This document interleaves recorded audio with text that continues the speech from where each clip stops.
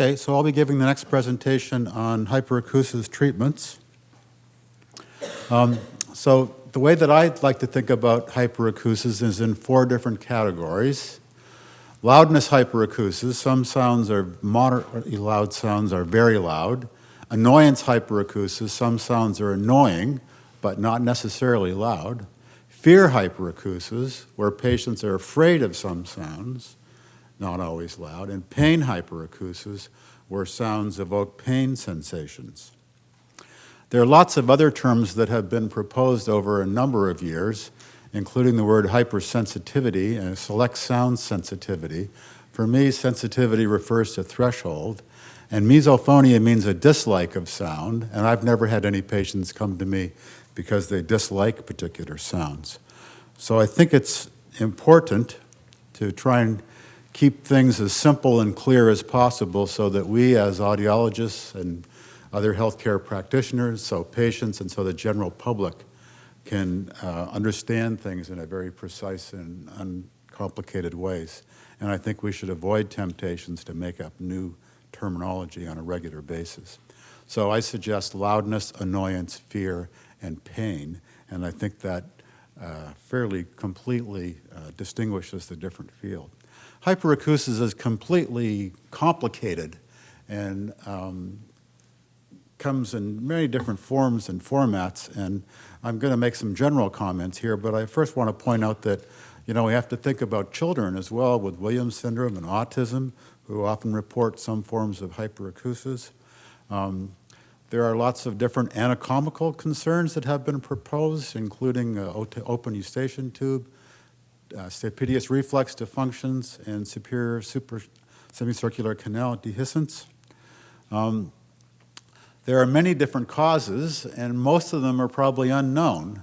And many different things have been reported in the literature and single subject reports and studies and correlational studies, and it's just a very, very wide range of types of hyperacusis from different diseases, with and without hearing loss, and with and without tinnitus. So we're talking about this in a very, very general way when there are very many different types of hyperacusis.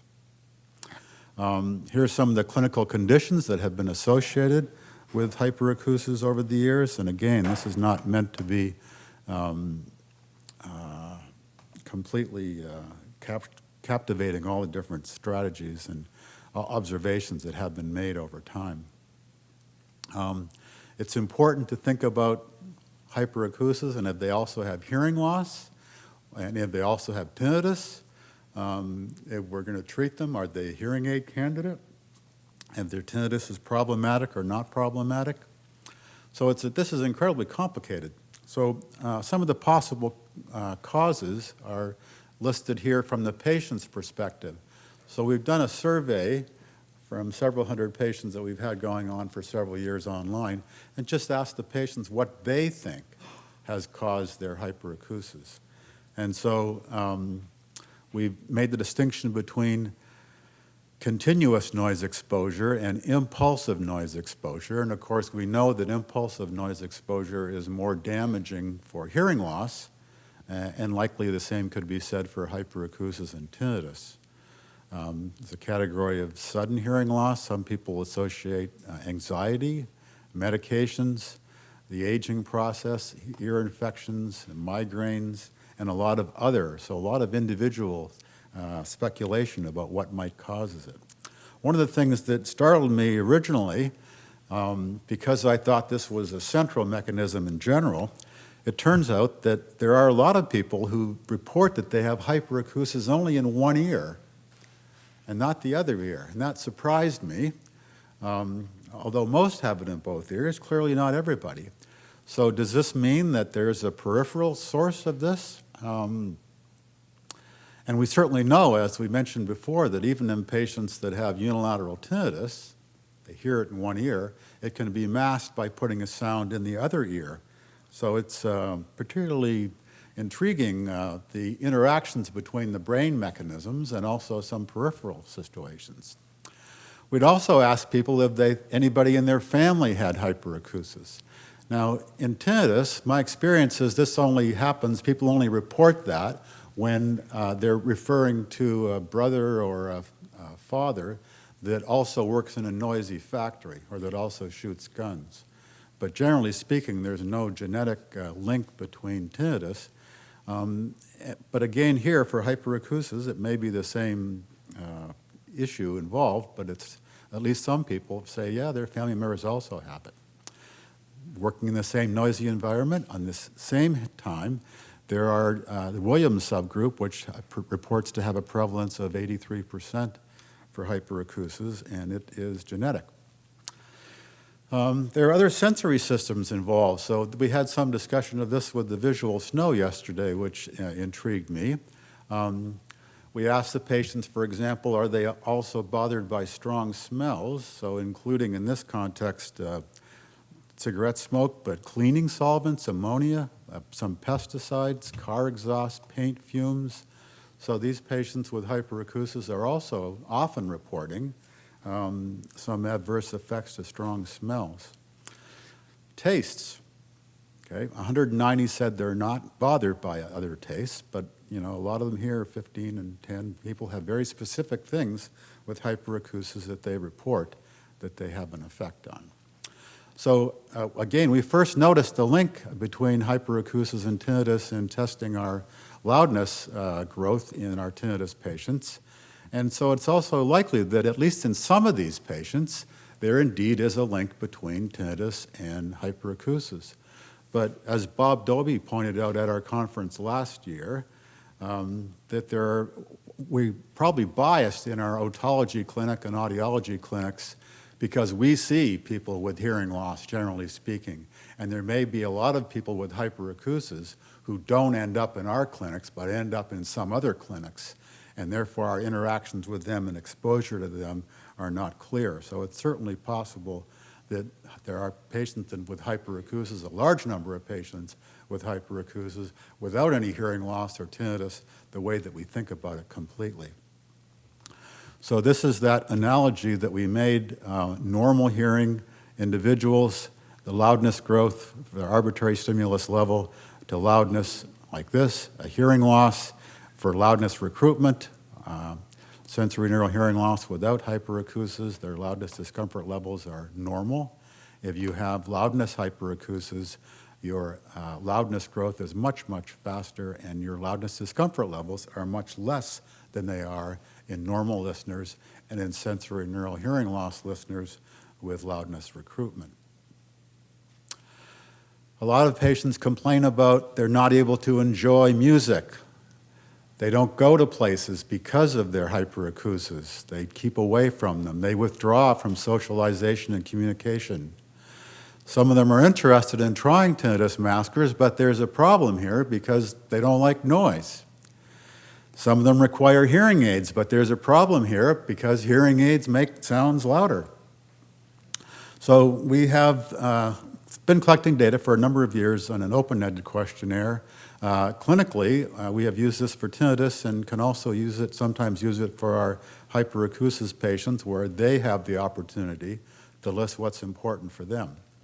We have a structured questionnaire about the sounds that they often find are too loud, and we do this also for the other forms of hyperacusis, and I'm going to show you some data relating to this. We also have tried to compare directly the disability ratings, comparing the effects of loudness, annoyance, and fears, and also tinnitus in the same subjects to try and see how these reactions pan out with the different definitions. I also participated in a conference on pain hyperacusis recently at the ARO. These are some of the descriptors that come through from some patients. And we've just divided them up here into different categories of descriptors. And again, this is with an emphasis on pain. The sound of putting on clothing feels like lightning blowing on an open wound. Setting a coffee mug on a wooden table feels like a thumb pressing hard on a broken bone deep in the ear. Walking on gravel feels as if I am pressing the gravel into my wounded ears. Clinking dishes feels like an ice pick stabbing deep in my ears. high-frequency noises feel like needles stabbing my eardrum. So you can imagine people coming into the clinic with these kinds of descriptors. Another possible category is this itch, and I have a painful itch I cannot scratch. The sound feels like acid being poured into my ears. It feels as if cool air is passing over my burning ears. My ear is always burning. It feels like a sizzling. It's also interesting that for some patients, the hyperacusis is only for very specific sounds. For other patients, it's for all loud sounds. And for some patients, we've noticed this for children, it's for unexpected sounds. So for example, with some children, through Shelley's recommendations, we actually produce some of these sounds with the parent and child in the clinic, sometimes when the child can see the sound being produced, but also sometimes when the sound is being produced behind, when the child doesn't know that it's being produced, to try and see if that has an impact on their reactions. We've also seen some frequency dependency. So some pure tones in the same ear are affected in low frequencies, but not in high frequencies. And so there are also very specific circumstances, environments that some patients complain of, or some children complain of. So these are comparisons between loudness and fear, which are generally highly correlated, or loudness and annoyance, which are fairly highly correlated. But the fear results are also similar. So crying is a problem. A lawnmower, dog, restaurant, dishes is one that I often see in the clinic where patients complain that they're actually experiencing when they hear dishes clanging in the kitchen. It's a real problem for them. Which would you fear attending because of being around sound? So music, voices, whistling. So one of the problems is a lot of these people don't go to restaurants with their friends. They don't go to basketball games. They intentionally avoid these things. I've actually saw a patient many years ago who actually built walls around his house. So this is a consequence of the socialization of we all need and benefit from to bearing ourselves away. So there's several different treatments that have been suggested over the years, and I'm going to review some of the sound therapy options and also some of the concerns we have to deal with hearing aids and hearing protection. So Jonathan Hazel and Jackie Sheldrake were involved in this early on, consistent with their need to reduce the central gain. And they suggested bilateral noise generators at a very low level. And I'm going to show some data from Craig Formby and his team later on, noting this as well. Jack Vernon reported in a book that he edited on desensitization for hyperacusis, where he recommended that patients actually listen to a pink noise for maybe about 2 hours a day, and every day or so increase the level of that noise to their loudest discomfort level. And he said in some patients you'll see benefit in 3 months, in other patients you'd see benefit in 2 years. Lawrence McKenna, a psychologist from London, England, had suggested cognitive behavior therapy. And a few people are following up on this for hyperacusis, and I've actually had some mixed feelings about this personally. It doesn't seem to me that it's a misinterpretation or misunderstanding the way that I think about this, or an overreaction with thoughts and emotions for tinnitus. It seems to me like that maybe this hyperacusis is a little different. If you think about pain hyperacusis, it's a pain sensation. It's not how you're interpreting the situation in an inappropriate way, and we can readjust the way you're thinking to change your reactions. But having said that, I know that there are some good clinicians using cognitive behavior therapy with their hyperacusis patients. So we developed in our clinical experience what we ended up calling hyperacusis activities treatment. It's gain picture-based, and it's based on a desensitization model. And what we recommended based on our observations in the clinic and these very specific sounds people have, that we actually record the sounds, or the patient records the sounds, or we get simulations of the dishes or of the children crying or whatever it is for that patient. And we have the patient play those sounds back in their living room at night. They have control over the level. They put their feet up. They maybe have a glass of wine, although we can't always recommend that in the clinic. But the idea is to take it easy and relax. Listen to these specific sounds that you have a reaction to when you're under complete control of these sounds at a very low level. And as Jack Vernon pointed out, maybe increase the loudness over several days or weeks. If it becomes annoying again, turn it back down. Maybe increase the duration of this over several weeks and gradually increase that. And then gradually, just like successive approximations, you would work this into a realistic situation, maybe moving the recording, the playback device into the kitchen, maybe controlling the clanging of dishes on your own, maybe then having somebody else move the dishes around. So the example is successive approximations in psychology when I was a student about you're afraid of spiders. So you look at a picture of a spider. You look at a spider in a terrarium removed from you.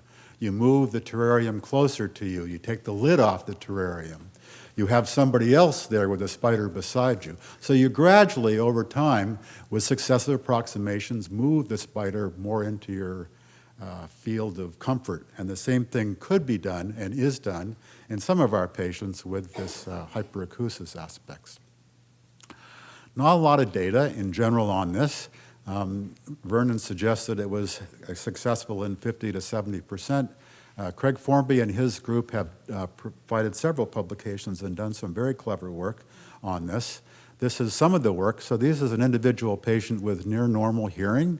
And this patient has in the right ear, they measured loudness discomfort levels, and this was using low levels of background sound over several months.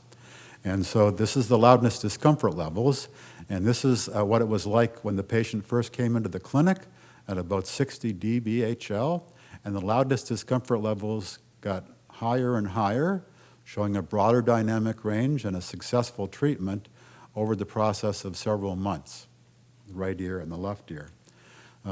This is a patient with a high-frequency hearing loss. Their loudness discomfort levels were around 90. With the exposure of low-level sounds over several months, the loudness discomfort levels increased substantially.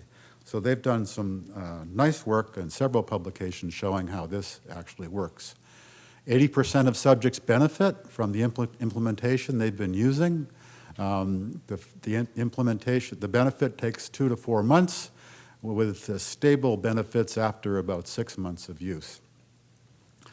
We also have a lot of patients come into the clinic using earplugs, and they use these earplugs all day long.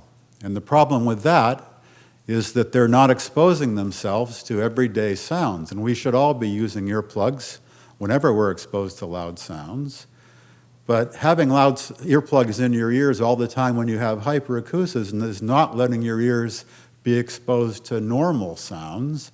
And when you take those earplugs out, you could argue that it's even worse because you have prevented your ears from being exposed to those sounds over several days or weeks or months.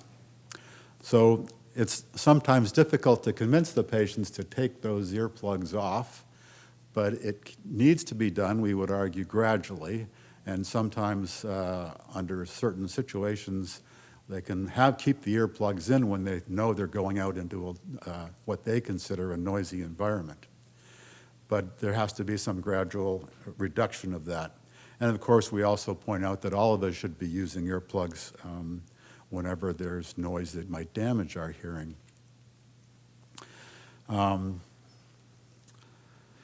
So we go through this in quite detail for those patients. It's also noteworthy that in using these earplugs, it may very well be that we all have different degrees of susceptibility to noise-induced hearing loss and noise-induced tinnitus. And so these patients that have hyperacusis may indeed be more susceptible than the average person to noise-induced hearing loss and tinnitus. So we have to be really careful about what levels of sound they're exposed to and what strategies to use in removing those. but it certainly needs to be pursued. So hearing aids amplify sounds to high levels, and the maximum output of hearing aids, of course, can be too high in some patients. So one of the things, of course, we can do is limit the maximum output of hearing aids, but we also have to be cautious in these patients with hyperacusis that the automatic gain control mechanism of these hearing aids might be too slow for some patients. So that needs to be looked at with the actual hearing aids in use. It's also possible with the hearing aids, just like with the exposure to sound, that you could, after lowering the maximum output of the hearing aid, what you're also doing is reducing the exposure, the dynamic range exposure to speech.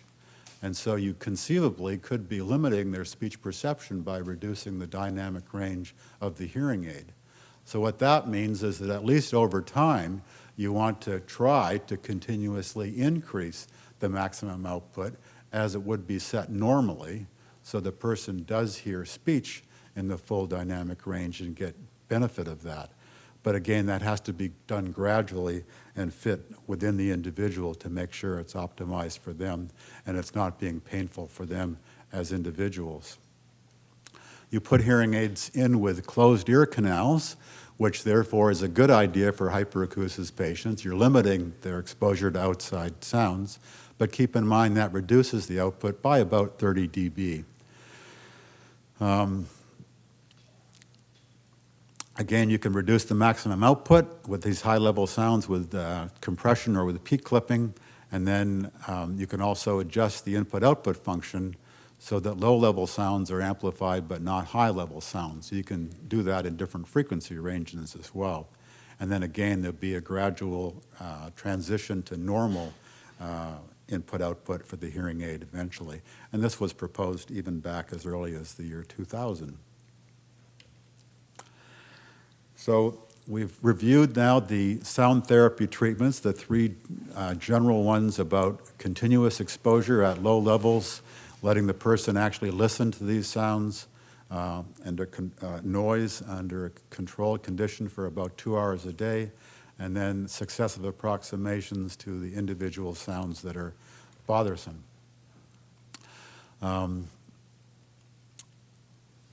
So I'm going to go into our hyperacusis activity treatment. So these are some sample sides. And again, as we mentioned, Annette Moore pointed out to us, where would you like to start? Important point to start with the hyperacusis patients. I'm going to go through these fairly quickly because they're all available for you to download for free on our website. So we're going to go over hyperacusis and what treatments. We talk about the loudness of sounds for normal listeners and the reactions people have, and for hyperacusis. We ask them the kinds of reactions they have, and sometimes it's important to make the distinction with a lot of the patients. Do loud sounds make your tinnitus worse, or are loud sounds way too loud? And that's an important distinction. We ask them to provide examples. Are there times of the day when it's more bothersome? Have they tried anything for their hyperacusis? The same thing we go through in the parallel session for tinnitus patients. What do you think caused it? We talk about normal loudness perception. We go through these models, simple models of auditory nerve activity, high levels and normal activity, and then we go through things about hyperacusis models as well. I mentioned yesterday I actually used a magnifying glass as opposed to a gain control, although the illumination was also another intriguing model of this. Too much activity as a function of that use of this magnification in some regions. So these are parts of we want to know how it's influenced your life. We talk about the different treatment options, get them involved. We use an analogy between suntan and the gradual exposure to the sun with controlled conditions like suntan lotion. Increasing the loudness gradually, that they're listening to different sounds. We talk about the earplugs and different activities that can get in. They have diaries to keep, like Shelley mentioned, and activities they'll do at home. So there's a chapter in the self-help book that some of you got here as well. So hyperacusis, I would argue, should be described as loudness, annoyance, fear, and pain. It likely involves abnormal neural activity. It's important, again, to distinguish the loudness from the patient's reactions. And the kinds of things that need to be addressed in the counseling is the thoughts and their reactions. We need to think carefully. Many of these people need hearing aids, so the maximum output of the hearing aids can be used. Their exposure to sound in general is important, and the use of earplugs. So you can download these pictures. You don't really have to memorize this. If you search Iowa tinnitus, you will come to our tinnitus activities pictures and our hyperacusis activities pictures as well.